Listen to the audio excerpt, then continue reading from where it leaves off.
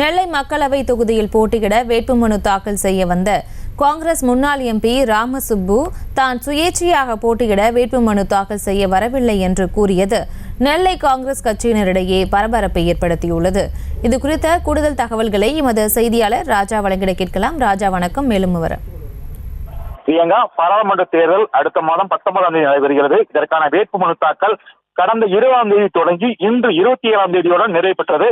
நெல்லை பாராளுமன்ற தொகுதியில் ஏற்கனவே பாஜக, அதிமுக, நாம் தமிழர் கட்சியில் என வேட்புமனு தாக்கல் செய்துள்ள நிலையில் இறுதி நாளான இன்று இந்தியா கூட்டணி சார்பில் காங்கிரஸ் கட்சி வேட்பாளர் ராபர்ட் புருஷ் கூட்டணி கட்சி நிர்வாகிகளுடன் தேர்தல் நடத்தும் அதிகாரிகளிடம் மாவட்ட ஆட்சியரிடம் கார்த்திகேயன் வேட்புமனுவை தாக்கல் செய்தார். தொடர்ந்து தாக்கல் செய்த 5 மணி நிமிடத்திலே நெல்லை பாராளுமன்ற தொகுதிக்கு காங்கிரஸ் சார்பில் வேட்புமனு தாக்கல் செய்ய திடீரென முன்னாள் காங்கிரஸ் எம்பி ராமசுப்பு வருகை தந்தார்.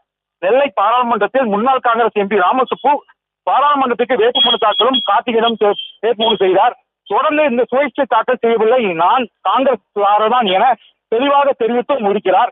நெல்லை பாராளுமன்ற தொகுதியை பொறுத்தவரை காங்கிரஸ் தலைமை அதிகாரப்பூர்வமாக அறிவிக்கப்பட்ட காங்கிரஸ் வேட்பாளர் ராபர்ட் புருஷுக்கு எதிராக அதே காங்கிரஸ் கட்சியைச் சேர்ந்த முன்னாள் நாடாளுமன்ற உறுப்பினர் ராமசுப்பு வேட்புமனு தாக்கல் செய்ய வருகை தந்ததால் பெரும் பரபரப்பு நிலவி வருகிறது. பிரியங்கா,